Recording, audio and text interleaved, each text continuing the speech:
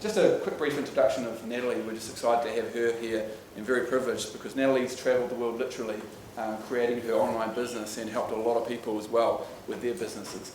And the moment I met Natalie, we were just talking, I think it was in the start of last year, and I knew that Natalie had something about her that was attractive in the sense that you just wanted to be around her and learn from her.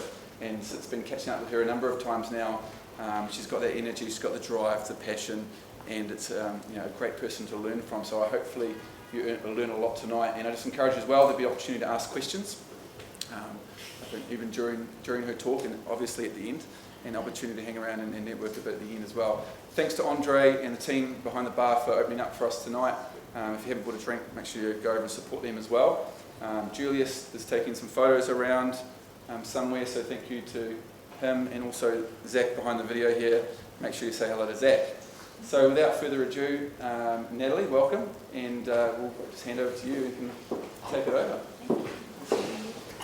It's like a fireside chat. Thank you. I was actually ready to light my ass on fire because that would be a really great start. Can you guys hear me? Because I'm not quite as loud as Jonas. Yeah, it's good. Yeah, awesome. So it's really lovely to be back in my hometown, Wellington. So a few people have asked tonight. I have not been living in New Zealand since 2006. And I came back last year for kind of sad circumstances. Actually, my dad passed away, but I was really, really grateful to have the ability to have what I call a freedom-based business, to just be able to drop everything. I think I was in Portugal drinking lots of lovely sangrias, living out of my suitcase, which I've done for the last 6 years, literally living nowhere. So I felt really fortunate to be able to come home on a whim, be with family, and still have my business running without me, because I certainly was not checking email during that time. But has anybody here never heard of me before, which is totally cool. If you haven't, I just want to get a feel. Okay, brilliant. So I'm just going to share a little brief story about me, and then we're going to get into how to get more visibility online, which was a little misleading in how I gave that title to Jono, because essentially visibility I will talk about tonight, but ultimately it's about if you're getting all those eyeballs on you and increasing your brand and positioning yourself as an expert, you need to be able to actually drive that somewhere. Have a sales funnel. I think we have a sales funnel expert in the audience. I might have been stalking you all through the meetup group to find out what you do. And we do have a really diverse range of people here, so I'm hoping to hit on most of you, but ultimately my experience is in online businesses, but that also applies to offline businesses and how you can get more visibility. Sound good? Yeah. Cool. So yeah, originally from New Zealand. And left in 2006. I've actually had 8 years experience in the corporate world, so I did do the 9-to-5 grind for those of you who potentially are still in it. Broke free in 2008 when I was in London working for a very bureaucratic, old-fashioned organisation, which I won't name, and essentially went, I just can't do this anymore. I loved the job on paper, like a lot of people potentially have experienced here. Looked great, high pay, great position, lots of responsibility, and all I ended up doing was battling the very people who had employed me to do the job, which was to turn doctors into entrepreneurs, basically. So really exciting on paper. And I woke up too many times in the morning just thinking, I don't even want to be doing this. This is not lighting my soul, this is not exciting, and it's not a good use of my skills and talent. So I took off like most insane people. I just purchased a house for somebody over there, and I took off just when I got a raise as well, to Vancouver, Canada, to play World Championship Ultimate Frisbee, which is one of my passions, and yes, it is a sport. And yes, I am actually playing this year at World Championships in London, so pretty passionate about it. But most people thought I was crazy because I had never been to Canada, I knew nobody there, and I figured that after Ultimate, I'd just figure it out. So I actually came to a lot of events like this, so I hope you guys have made some great connections tonight, because essentially all I did was become a sort of a networking pro in Vancouver, where they do a lot of networking, until I found my business partner over some wine and cheese, and he said, what do you do? And I said, I'm a homeless, unemployed bum, and I love marketing and business development. And he said, we should talk, because I had an idea for a business. We actually did. We created a really cool tech company, and we built a fundraising application on Facebook, which was pretty new back then, because this is like 2008 to 2009, when people were using Facebook to poke people, but they weren't really using it to actually give payments, and they didn't really trust getting payments through that platform. So talk about trying to get visibility for a company that had zero budget, 0 customers, and yeah, 0 presence anywhere. That was my job, along with getting finances and everything else that you do when you're an entrepreneur, which I'm sure you guys know. You wear about 17 million different hats. It was a great experience. It was really fast-paced. We were burning through cash like it was going out of fashion. We were drinking a lot of coffee, which is not as good in Vancouver as it is in Wellington, so I'm glad to be back. Working really long hours, and essentially, for those of you in software, and I know there's a few engineers and software architects here and developers, we built this clunky piece of shit, essentially, at the time. I'm allowed to swear, capture that on video. And I just couldn't market it anymore. I couldn't stand behind a product that I didn't think was actually delivering on what we said it would do. So had a really open chat with my business partner, and I'd been blogging for about 6 months at the time on my own personal blog, which was called Women's World, because I was really interested in why there weren't more women in tech, why there weren't more women CEOs and co-founders. And so essentially I was interviewing them, the successful ones, on my blog, and I'd really developed a passion for it. And he said, maybe you should take that blog and actually run with it. And I was like, what a brilliant idea. And so I did, and then I realized like a week later that all I had was a blog, zero business, zero way of getting revenue, and a whole lot of hard work ahead of me. So I'm sure some of you guys have been in that position when you've taken a leap without a lot of idea of what you're going to do. So I hustled for a good 6 months until I was almost broke for the first time in my life. Not a fun feeling at all. It's about that time when you get broke that you really appreciate where your skills are and how you can basically earn money. So I did. I pitched myself to several clients with all my social media, business development, marketing experience. Luckily, they took me on. I ran across the road with this check for half of my consulting fee and put it in the bank to cover my rent. And I've kind of never looked back, not saying that it was just easy, but from there I ran social media workshops for entrepreneurs who are interested in using it for business. Luckily they sold out because there weren't many people talking about it at the time who actually knew what they were doing. And then once I realized I could do that, I thought, can't I just take this workshop and put it into an online program and travel the world? So once again, took a massive leap of faith and flew off to Buenos Aires, Argentina, where the internet is pretty appalling, where my Spanish really was pretty appalling as well, and tried to run this online program from afar, which wasn't initially hugely successful, but it certainly showed me that if you have a laptop and a smartphone and an internet connection, you can pretty much run a business from anywhere, which I have to say is an amazing feeling to have these days. Don't you guys feel you're pretty lucky to be able to do that?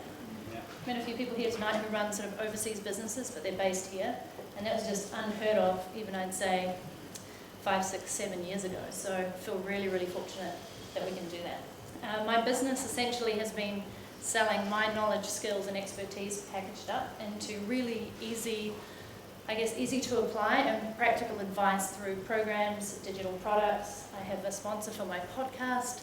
I have a Suitcase Entrepreneur book out on Amazon, which became a bestseller. I do workshops, I run retreats, I do masterminds because I love meeting people in person. I don't want to hide behind a laptop all the time.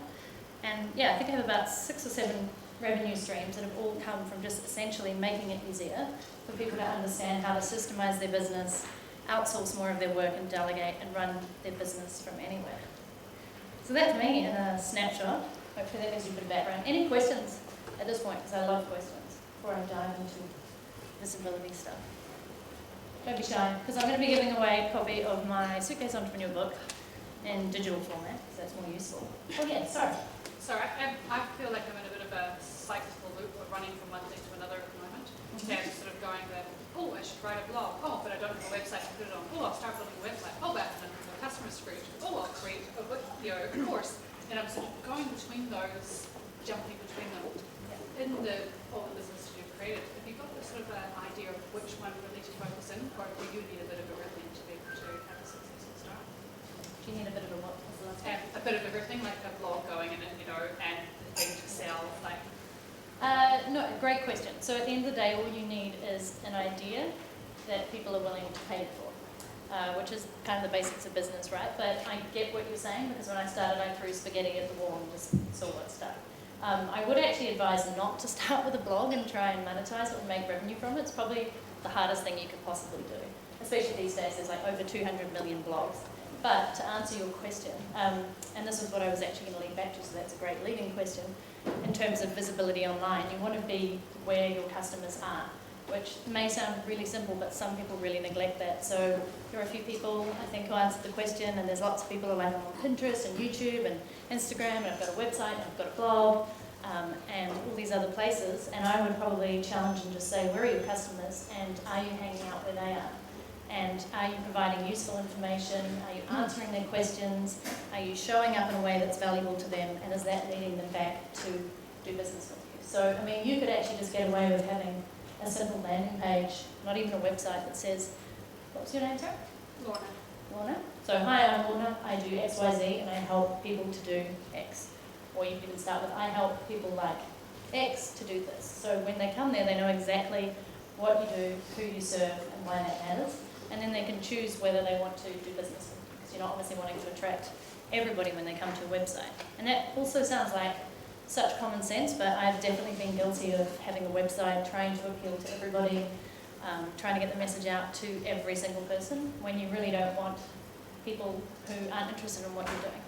So it's a great question, and I think it all comes back to how well do you know the people that you want to work with? Like, how well do you really know your target customer? Even I'm going through this myself right now. I'm kind of going through a bit of a rebrand. So I've noticed over the years that I still love helping people who are starting out, but my ideal audience is advanced entrepreneurs who want more systems, better tactics, who have the foundation, who have the revenue to be able to actually start hiring a team, putting systems in place, investing in themselves, and just taking it to the next level. And so the more I understand them, I appreciate that my messaging on my website is probably still aimed at people who are starting out. So I made my own rookie error recently, and I noticed that, and I was like, huh. So it's a constant learning and evolving process, but the more you can understand, and a lot of you guys here tonight are potentially each other's target customers, ideal customers. So ask those juicy questions like, what is your number one challenge right now? What are you struggling with? What's the goal that you want to reach in the next 3 months? Where are you currently getting your information? What products did you buy in the last couple of weeks? All these questions, as you ask them, are just going to give you so much insight, if you're talking to the right person, about what they need from you. Cool? Yes? Just a question, there's quite a minefield out there of different online programs, different video conferencing systems. It's just, I've been spending ages researching. I want to update my database system, and I spend hours and hours going through Mad Mimi and MailChimp and this and that. And it seems to be like this minefield out there. What sort of advice have we got for people when they're having to make decisions about effective online programs? Yeah, like to work with a mentor and a coach like yourself, or to just continue researching, trialing error, paying for something that doesn't work, reinventing the wheel, like what? It's a great question, because I've definitely seen people crazy sometimes. Yeah, I've definitely seen people over the years who become what I would call constant learners. So they're just buying online programs all the time, trying to learn. They often don't end up doing them. So they're just spending money, I'm not saying you're doing this, but spending money often in the fact that thinking that purchasing it, they're suddenly going to have the expertise. So when I started out, I actually only looked at people who were doing what I wanted to be doing, or have achieved what I wanted to do. So they were role models, I wanted to emulate them, and if they had a product or a program that seemed appropriate to where I was at, that's who I would invest in. The other tricky thing is there's just tons of free information out there. And the value for you guys who are probably coming up against this potentially as competition is, how do you package it to make it more useful for people who want your information? So just kind of doubly answering your question there. But I think you have to be really specific about what you're looking for, who you want to model, have they achieved the success that you want? Are they actually experts in the subject matter, or are they just really good at marketing? Do they have proven results? Do they have great testimonials? Do they have a system that actually works? Because in my space, which I guess you could even call more the expert space, or where you're selling your knowledge online, there are a lot of people who don't actually walk the talk, so they don't actually apply their own systems. Or they say, hey, here's the best way to make money is through webinars, or I developed an app, so clearly if you develop an app, you're going to do really well too, and it just drives me nuts. It drives me nuts because it brings all the credibility down for other people in our industry who actually have done things, have made money, have generated revenue, have built a real business online, offline, and do know what they're talking about. So I usually go to recommendations, proof, and credibility to see who I want to learn from. Thank you. Natalie, just from your experience, what would you say would be sort of the single most important thing you've found to help build traction, and by that I mean like genuine engagement and moving down the sales funnel online? Yeah, great question. Just being me, it sounds really naff, doesn't it? But I think at the beginning, I was probably looking at all these other people going, what are they doing? And starting to model them. But you've just, at the end of the day, got to choose being you and having your own, and I know this gets bandied around a lot, but hear me out, authentic voice. Because if you're trying to talk as if you're somebody else, when I first started, I was still in the corporate mode, so I was all corporate speak, and my audience just wasn't resonating. I remember the first time I swore on my blog, and I was like, oh my God, this is going to be terrible. But people were like, oh, I can relate. And then probably the number one single thing that I did was to be actually vulnerable and say, hey, I screwed up, but here's the lessons I learned so that you don't have to go through this. Because very few people actually talk about what's not working, what they didn't do well, and where they didn't succeed. A lot of people are trying to sell you on the dream.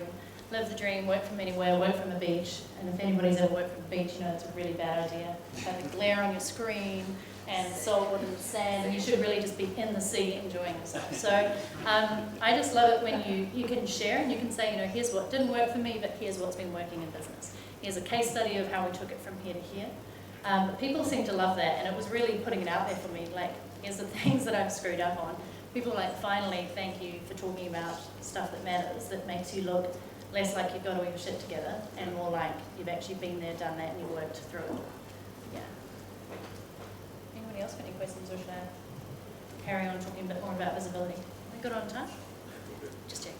Okay. So one thing I wanted to mention around visibility is it's no good getting great media attention, using all your social media leads in a way like promoting yourself everywhere, being seen everywhere if you don't actually have a sales funnel in place. So I don't want to preach to you guys because I'm sure you know what a sales funnel is, but I like to think of it as where all your leads come into this beautiful funnel, and as people work their way down through it, experiencing your products and services, they should naturally be filtering themselves out or through your products to the sort of higher end or big ticket items. I saw a few people nodding over there, I'm not sure if it was a good thing or not. But so if you are on social media and you are posting every day on Facebook and you're tweeting every day and you're putting out videos, my question to you would be, are you tracking how effective that is? Is that actually bringing the right people, qualified leads, back to your website or to actually make in-person referrals to you? Are they coming into your physical shop as a result? Can you actually track how your efforts are measuring up? Are they bringing in more people to your email list, or more people buying your products and services, and more people saying, I found you on Facebook, I found you on Twitter? Because that's the biggest thing I know. When I started out, I was, as I said, just throwing stuff up against the wall, even though I was quite savvy in social media, and I didn't know what my goals were, and I didn't know how to measure and track that success.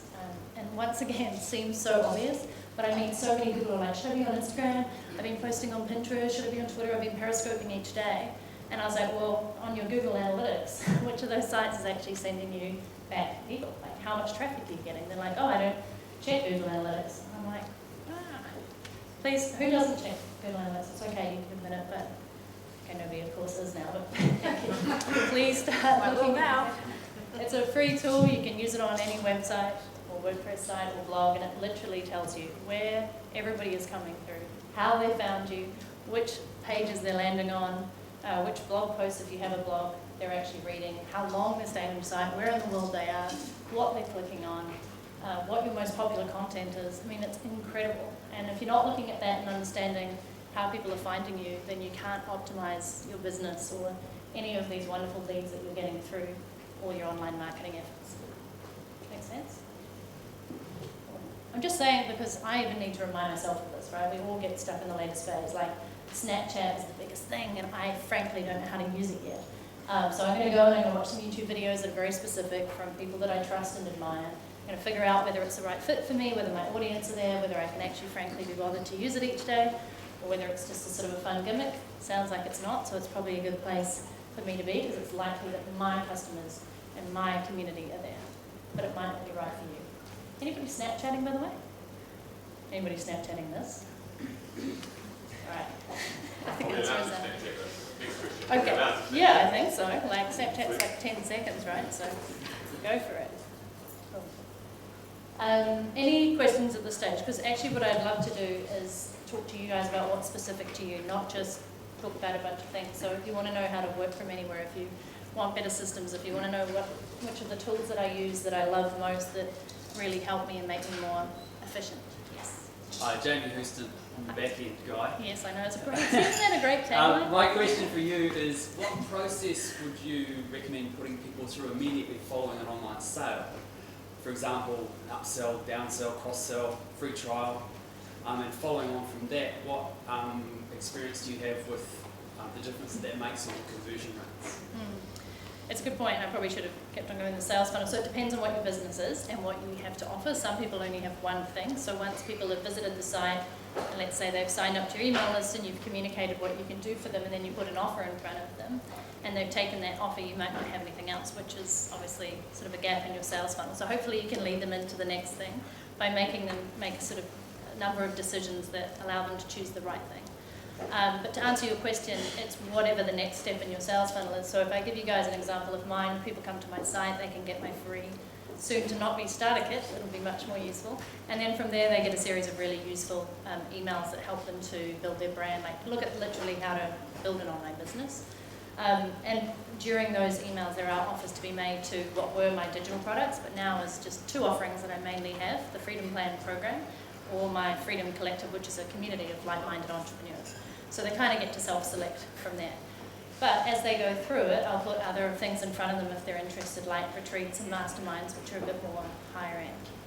So, but okay, so that's, partly answers it. I was kind of meaning more like immediately. Oh, right. Well, that's a great question as well, because a lot of people don't appreciate that if somebody's just purchased something from you, for all of you who have an online purchasing function, they are in the buying mood, and it's very likely that if you put another offer in front of them, they will actually purchase that if it's the right offer. So if you've just, for example, just going to use a book for the example, say you've just sold them a guide or a book that you have that better explains what you do. Once they've bought that and go to another page, you can say, since you bought that, you might be interested in this service or this product or this offering or this thing that I have. So yeah, great question. I think you can do that as soon as you possibly can. Yeah. And if you don't do it on the very next page, you can do it in the very next email. Here's the thing that you bought. By the way, did you know I had a complimentary product or offering that makes this even more valuable? Have you noticed an increase in your conversion rates when you do that? Yeah, definitely. And actually I ran a webinar at the end of last year testing out a good funnel from a lady called Amy Porterfield. If people don't know who she is, she's a really good podcast, Online Marketing Made Easy. And I've met her a few times. She's very smart. And she basically, from the webinar, if you didn't purchase her program, immediately after that you could purchase a light version of her program. If you didn't purchase the light version of her program, you could purchase a guide. And for those people who were purchasing her program, straight after it, she had a bonus offer, which was how to run more effective webinars and a template that they could download. And she actually ran the conversion numbers on her podcast, and it was staggering. She has very good conversion numbers. It was like a 20 to 30% uptake on that second offer. So she went from, making, I think it was $500,000 in her launch, to adding an extra 100K just by putting something else in front of people. But for those of you guys with offline businesses, it's the same principles apply, right? So if you've just sold them on, let's say, a web design package, at that very moment you might say, and are you also interested in security and backups and plugins, because I have an ongoing maintenance service for that, so it's just this much extra and I can include it in the package. So at that point, if they're really smart, they'll be like, absolutely, I don't want to lose my beautiful website once you've built it. Make sense? Yes? So I work with, I'm a mobile developer, and I'm currently working with a startup. We kind of have a product that's not really trying to sell things to people, sort of end users. Sort of free out, and we're planning to get sort of business from sales, from more businesses and like advertisers. Okay. What kind of insights do we have to that sort of situation? Sorry, I wasn't fully sure. So you get people to your website. Can you just explain it again? It's an application. Okay. So it'd be free for people to download. Yep. And sort of where we'd be getting the sales would be from businesses and like advertisers and that kind of thing, and people who wanted data. Okay. So kind Right. of what is this about? So you're selling the data to companies that might be interested in using it. Analytics and sort of advertising. Okay. I guess the question is, who are the ideal customers that you want to be in front of? Who's going to be able to use that analytics and data to better their business? And then you need to build kind of a business case around it. So we've got this amazing data. Here's what you could potentially do with it to grow your business and how you could improve whatever you're doing and add more products and services. And here's why you need it from us, if I've understood that right. Like, essentially it's about knowing who that data is going to be used by, why they're going to find it useful, if there are any other competitors offering it, and how you can differentiate from them. And then I'd say bundling it once again into some sort of offer or sales that's going to make it incredibly easy for them to say yes to you.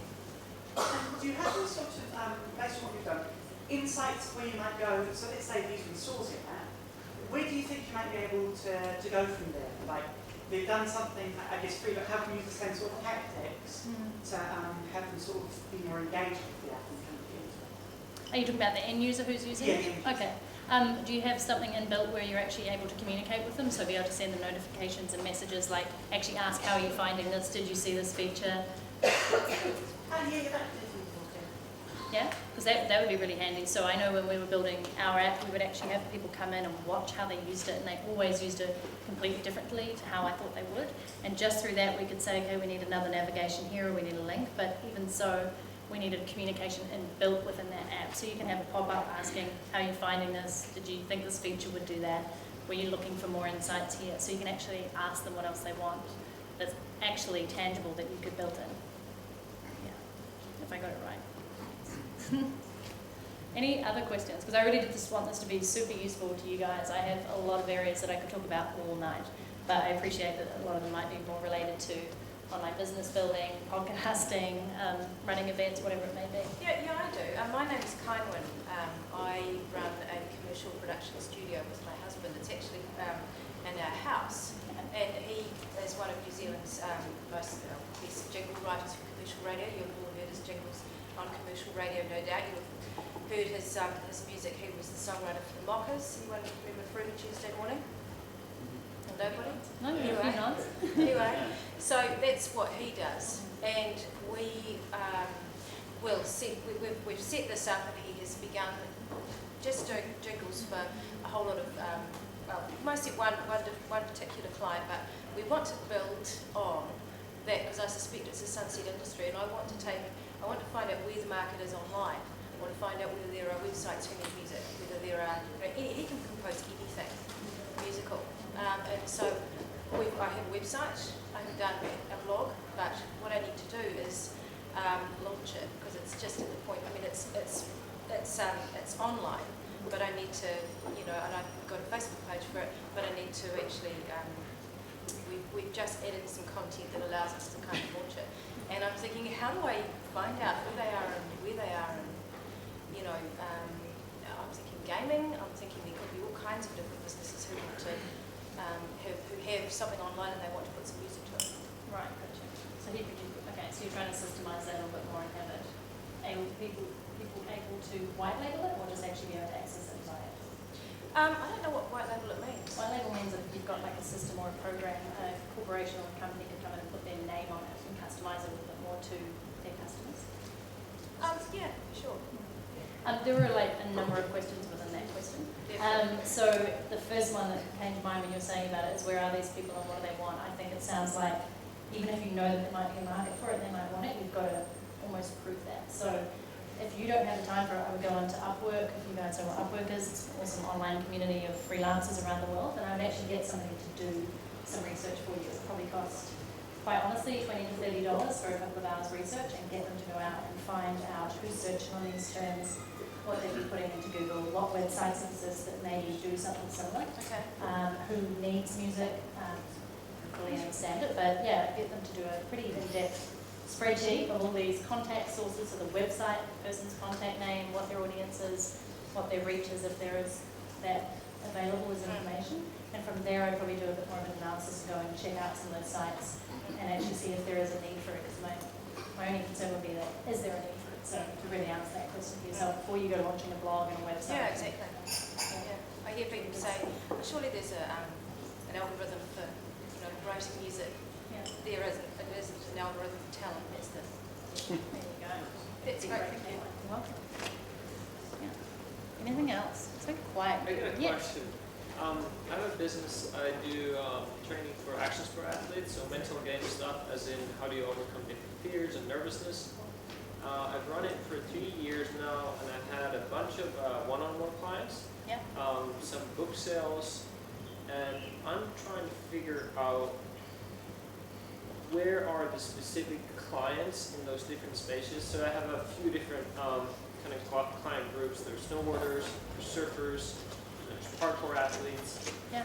and within those little groups, I'm trying to figure out who are the people who have the money to actually pay for the different services. So I'm trying to formulate this question for you is that, you know, how do you get to a point where you can test out if your business is actually valid? So, you know, if you're reaching the right people, you have the right offering. Because I have one-on-one trainings, I have a book, and I've interviewed about 300 athletes in these different groups, and I know their frustrations, their fears, their goals, what they're aspired to do, and I know that they're asking from different industry leaders questions, or they're looking for answers, but they don't know that I exist, and they don't necessarily know that solution to their problems exist. So am I, you know, trying to climb this ridiculous hill, or is it just finding, you know, I feel like if it went to the right people who, you know, say a pro athlete promote that, hey, I got mental training, I learned to overcome my fear of getting injured or drowning, then that might be the key to get it, you know, the awareness. I'm a professional snowboarder, as my past. I have a lot of credibility. How do you currently get your one-on-one clients? Every single one-on-one client that I've had comes through someone that I know. And how did you interview the 300 plus athletes? I sent a survey, so part of it is surveys, part of it is clients that I offer a free, you know, consultation. So I always ask these questions from them. Part of it was to send it out to, there are people who train parkour athletes or snowboarders, but in technique. So they sent out a survey, which I got the results from. So I know the pain points. So I'm just going to jump in there, because if you've already got the answers from 300 people, you are literally sitting on a program or a product that can teach them that. So did you, after doing that survey, follow up and go, hey, you told me that your desires, your fears, your everything are this, and lo and behold, I have this really awesome thing that's going to get you through that. I've worked with athletes for this many years, we've achieved these results, I'm a pro snowboarder myself, and I know that this will work. So that would be essentially what I do. So I send out a survey every year to my list, but I have an existing community.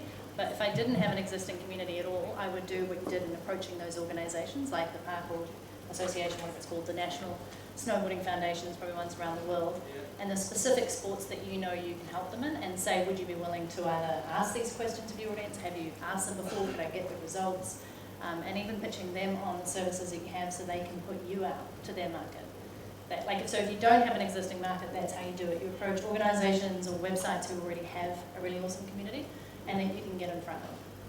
And you'll also know the wording that's going to trigger them to say, absolutely, I want to work with you, because you've already got inside their head and you know what their desires and fears are. You've already worked with clients, so you know what triggers them, what they're trying to get past. And I can bet you bottom dollar that there's more people who have the exact same fears. There are actually only 5 types of fears that all of us have. So it's applying it to that specific market. I think you're already on the right path. You've just got to do the follow-up, and then you've got to put the offer there, and then you can start formatting as you go. Thank you. Good question. Anyway, yes. On that, your favourite sort of channels to market or the channels to market you've found being most useful online and things like that, and like the creative ones as well, like, you know. Yeah. Well, I was going to say some of the things that might work for me might not work for other people, but without a doubt, before we get into the creative ones, Facebook is kind of the #1 place that everybody can be, because there's 1.4 billion people on there, so it's pretty likely that your customers are going to be there. Some of the best things that I've found are webinars, ironically after saying that, doing actually a live training when you can share your expertise and knowledge, build your list at the same time, and get in front of people who are actively engaged. Once again, if you don't have a list or anything, you can go out to existing websites or organisations, and ask them if they would be willing to share the registration link for the webinar, why it's going to benefit their audience, maybe even do a joint venture partnership where if you make any sales from what you're promoting, they can get a cut. But webinars are fascinating. They're a great way to hone your skills, to understand what you sometimes didn't even know that you knew. I always find when people are teaching, they realise, oh my God, I actually knew a lot more than I didn't even realise, and there's value in that, and people are asking me questions at the end of the webinar, even if you don't sell anything. It's, once again, customer research and insight that's really helpful. Other creative ways are media but done in the right way. So and a lot of people I think pay lip service to media. So I used to write for Forbes, and I can tell you that it didn't really send me much traffic at all. What it did do was boost my credibility. Then I'd go to a website or a blog with a very engaged but smaller audience, and I'd write something really useful for them, and they would love it, and it would send me tons of traffic because they were my right audience. So media, big name media, isn't often actually that beneficial for you, but it does give you status and expertise and credibility. So unique ways, I think, are honestly just being really smart. Podcast interviews these days, really good. I noticed a few people said they've been doing a few podcast interviews. Yeah. I want to ask you a podcast. Okay, cool. But once again, I think the main mistake that I see people doing is they just take kind of anything that's coming. So here's a little media interview, or here's a little podcast, or here's something else that I've written, but they don't actually consider which is the site that I want to be on, how much reach does it have a huge listenership or a relevant listenership? Because otherwise you're giving up your time, your knowledge and expertise to be heard by a small handful of people, as opposed to being on a site where there's tons of people who are ready to hear your message and then come back over to what you have and actually, learn more about you. So you'd reach out to them and be like, can you interview me? Yeah, totally. Got to pitch yourself. I had a great pitch came to me the other day because people want to come on my podcast, and it was brilliant. It was like, here's 3 things that this person's going to teach you on your podcast, or teach your listeners. So first of all, he was thinking about my audience, not them. Second, it built up his credibility. Here's a short video from him on what he does, which I really liked. It was very personal. It was to everybody, but it was a specific video showing his credibility. Second, they also pointed to a couple of other interviews he'd done where he'd been featured online, what he actually does, and his links to his website. So it was a brilliant pitch the way I did it, because it came out, first of all, here's what I can do for you, here's what your listeners will learn, here's my credibility, here's to back it up, and here's specifically what I know. So absolutely, you should be pitching yourself all the time. You guys know probably way more than you even realise. It's not until, as I said, you start teaching people that you actually uncover what your genius points are. Yeah, is there a podcast? Yes.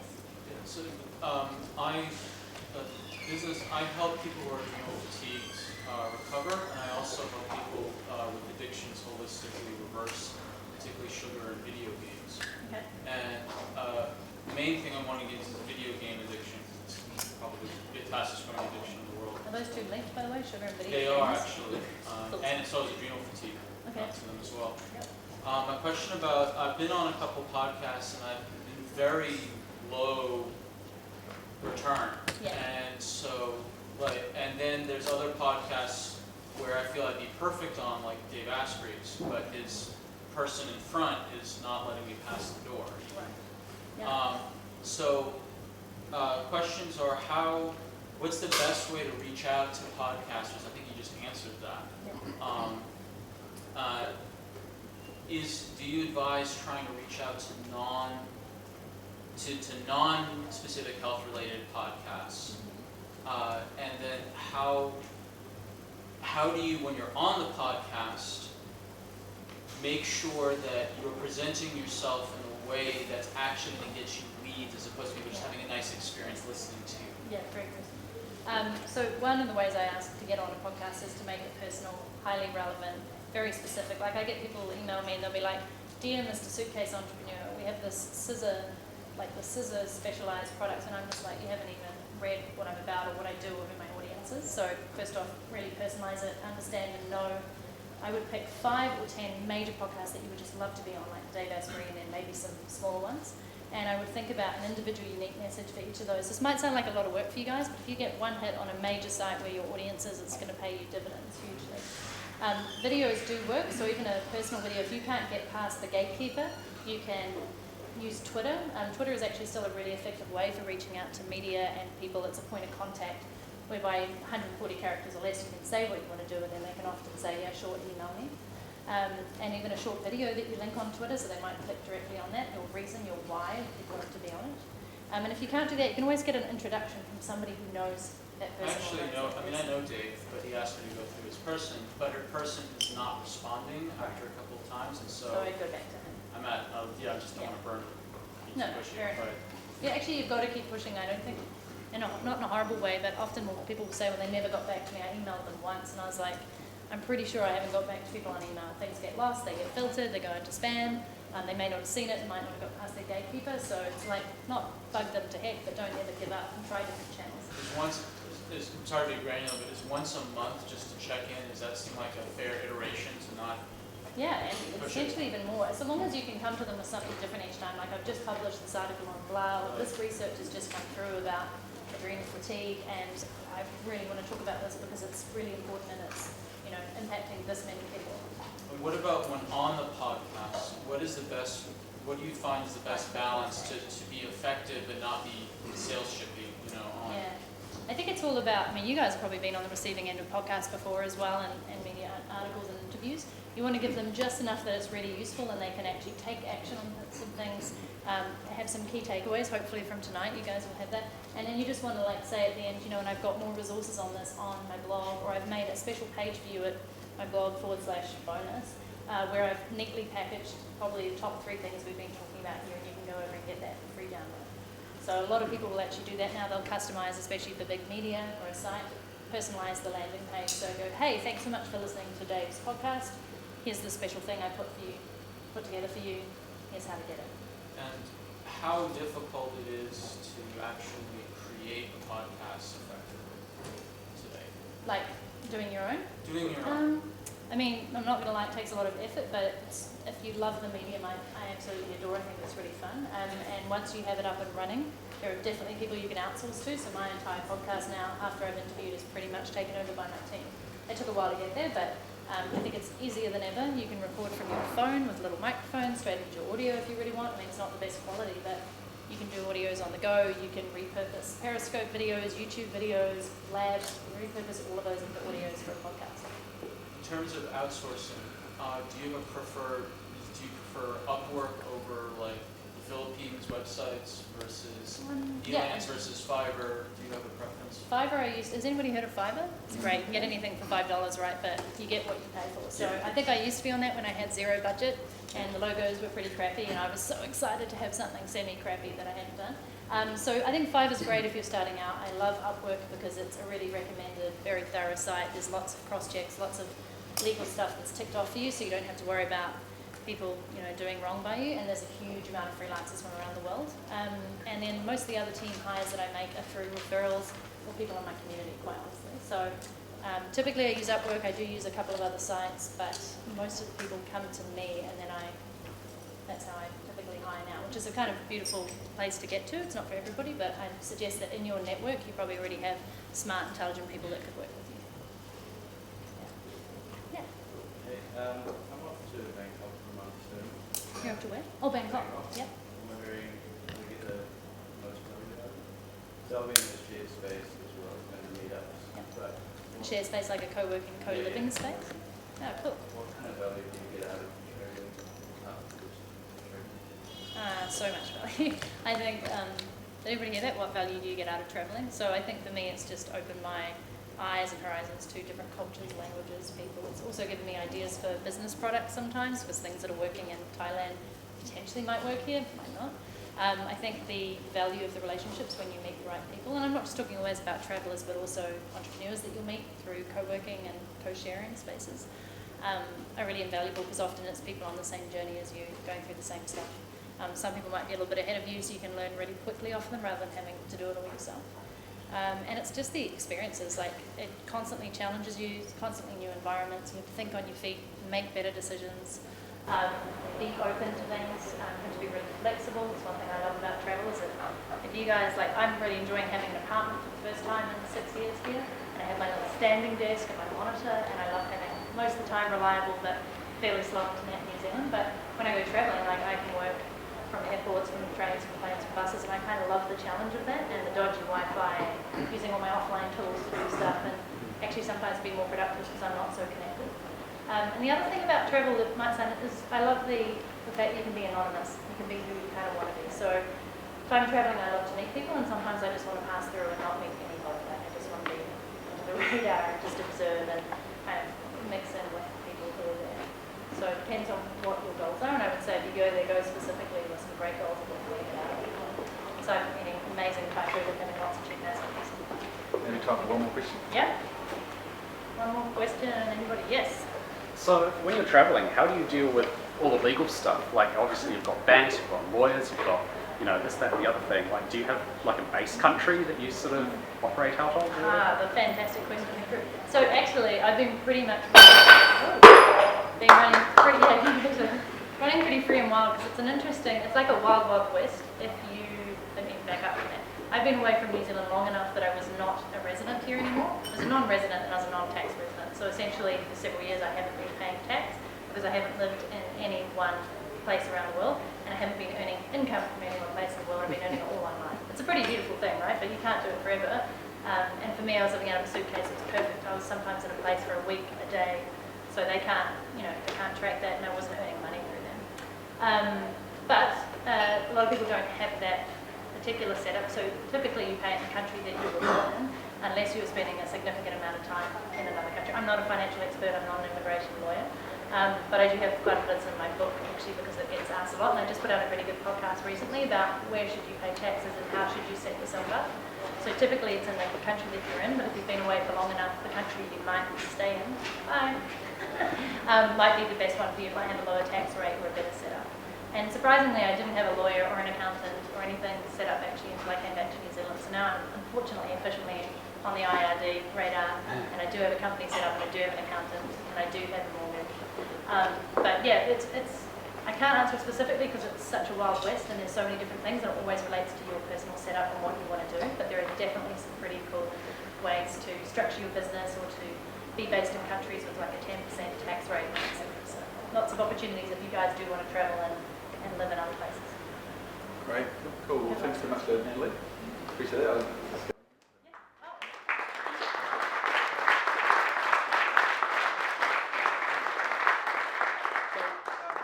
We'll hang around a bit afterwards. The opportunity to ask questions afterwards if you get a chance.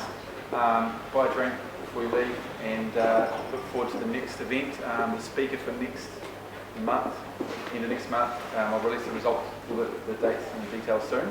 But she's actually here tonight, so we look forward to hearing from her and look forward to hearing who that is. So thanks for coming, guys, and see you next one. Cool. Thank you.